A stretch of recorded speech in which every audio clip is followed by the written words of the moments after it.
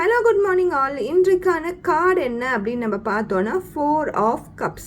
இந்த 4 of cups பார்க்கும்பொழுதே தெரியும் யூனிவர்ஸோட பிளஸ்ஸிங்கே நம்ம ரிசீவ் பண்ணாமல் அது கிரேட்ஃபுல்லாக இருக்காமல் ஒரு கிராட்டிடியூடாக இல்லாமல் இருக்கிறோம்.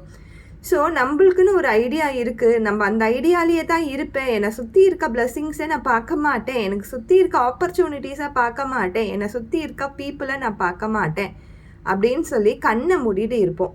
நம்மளுக்கு ஒரு ஒரு ஒரு ஐடியா இருக்கும், என்னுடைய ரிலேஷன்ஷிப் இப்படி தான் இருக்கணும், என்னுடைய வேலை இப்படி தான் இருக்கணும், என்னுடைய ஸ்டடீஸ் இப்படி தான் இருக்கணும் அப்படின்னு சொல்லி எல்லாத்துக்குமே நம்மளோட ஐடியாஸ்ன்னு ஒரு தனிப்பட்ட ஐடியாஸ் இருக்கும். அது நல்லது தான்.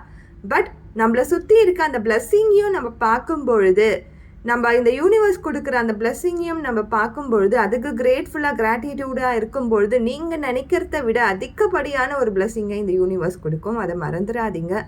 ஸோ எப்பயுமே கிரேட்ஃபுல் அண்ட் கிராட்டிடியூடாக இருங்க. தேங்க்யூ.